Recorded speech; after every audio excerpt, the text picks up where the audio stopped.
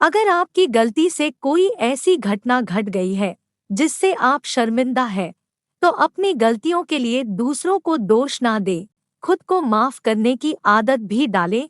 कभी कभी हम कुछ ऐसा कर बैठते हैं या बोल देते हैं जिसके लिए हमें बाद में बेहद अपराधबोध यानी गिल्टी फील होती है। अगर आपके साथ भी हाल में ही कुछ ऐसा हुआ है, तो आपको ये सब भूलने में काफी मशक्कत करनी पड़ रही होगी, खासकर तब जब आपने किसी अपने का दिल दुखाया हो। अपने आप को और अपनी गलतियों को माफ करने में कुछ बातें बेहद सहायक होती हैं। एक दूसरों को दोष देना बंद करें। अपने आप को माफ करने से पहले ये जान लेना जरूरी है कि आखिर आपने किया क्या था।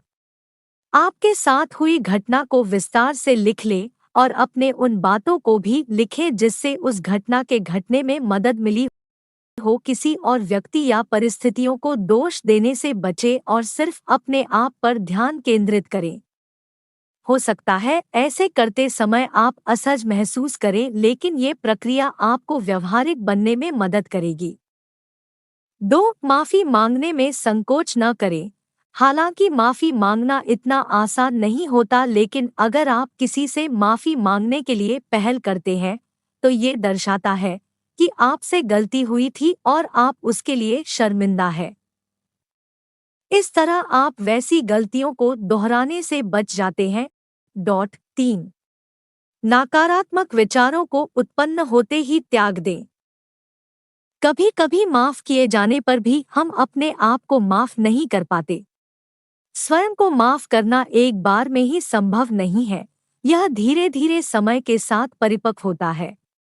इसलिए जब भी आपके मन में नकारात्मक विचार आए, गहरी सांस लेकर उसे उसी समय निकल दे और अपना ध्यान कहीं और लगाएं या इस तरह की कोई प्रक्रिया जिसे आप पसंद करते हो अपनाएं।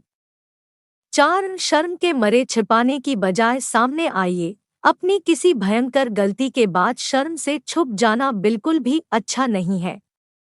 अपनी गलती के बाद हम अपने दोस्त से नजरें मिलाने में झिझकते हैं, क्योंकि हमें डर होता है कि कहीं वह मुझे पिछली बात को याद न करा दे। लेकिन जैसे ही हम उनसे मिलने की हिम्मत जुटाते हैं, महसूस होगा कि हमारा डर गलत था।